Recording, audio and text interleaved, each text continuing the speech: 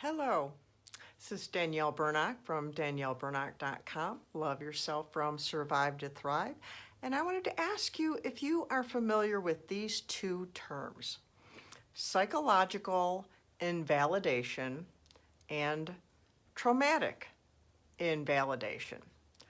I had not heard these terms until recently. And as I study more and more about psychology and trauma and healing, because of what I've been through and what I want to help you make your way through when you're struggling with this, I am amazed at the terms that are out there that I was not familiar with, yet these things were a part of my life. And I've brought some of these up before, but these two terms, psychological invalidation and traumatic invalidation, are prevalent. They are very prevalent in the world. And I found myself guilty of doing psychological invalidation to myself.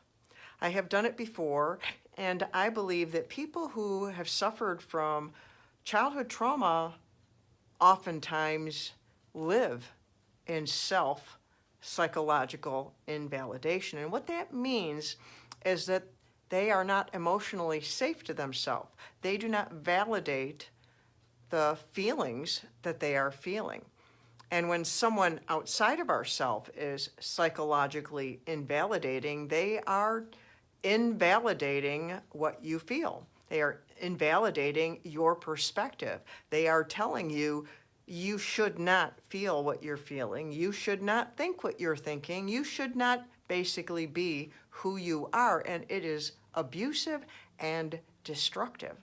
But not everyone realizes that they're doing this. Sometimes we react in ways because we don't know any better.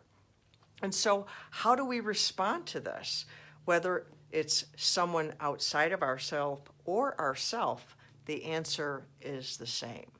What we need to do to respond to psychological invalidation is to own the feelings that we are feeling and the thoughts that we are having. And if we need to verbalize it out loud, we use I statements. I am feeling, I am thinking, and we own that.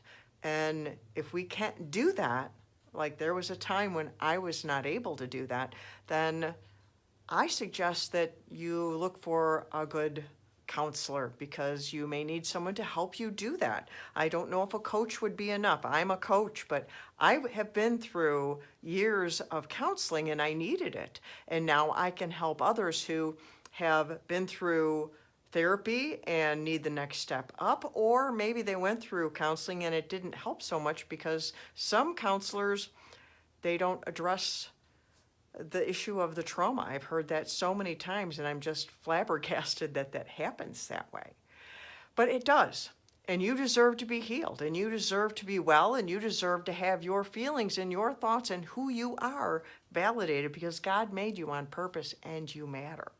And now to that second term that I brought up, traumatic invalidation. That's something I did for a very long time also until I came up with those words in my book, Emerging with Wings, that quote that I found viral all over the world. Personal. It doesn't disappear if you ignore it or invalidate it. If you don't validate it, it continues. It keeps going. It will not stop. That's traumatic invalidation when we do that. And so we need to own the truth of the trauma. That's something that I come on here all the time to encourage you to do. I had to do that. That's the beginning of healing. The end of that quote is, then healing can begin. It begins with validation. It must be validated. It must be called what it is. It needs to be taken out of the dark where it's hiding as something that it's not, that it really didn't happen, or it's not that bad, or you're making a big deal out of nothing, or whatever the verbiage was that was used to invalidate it. It needs to be brought out into the light where we can see it, take that invisible thing and make it visible, because it silently wounds us when that happens. And we need to be brought out in the light so that we can heal. And I want you to heal. And I want you to encourage yourself, if you have been invalidating your own trauma or invalidating your own feelings or thoughts, to stop and own your feelings. Be who you are and then work your way through them.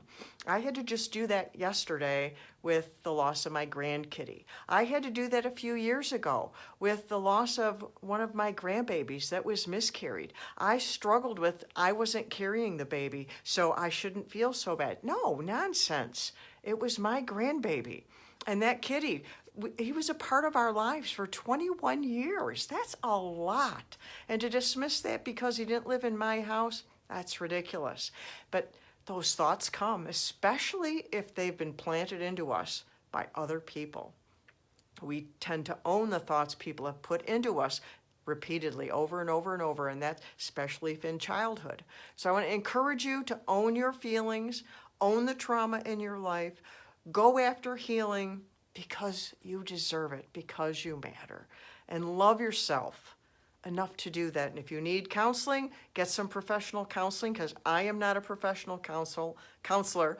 And what I share on any of my social medias or my podcast is not meant to be medical advice. It is meant to be encouragement. It is meant to lift you up and just turn you in the direction of what you need, and to help you find what you need, because you matter, because I love you. I'm that lady on the internet who loves you, and I will keep showing up to tell you that, because I love you and you matter. Danielle Burnock from DanielleBurnock.com. Love yourself from Survive to Thrive.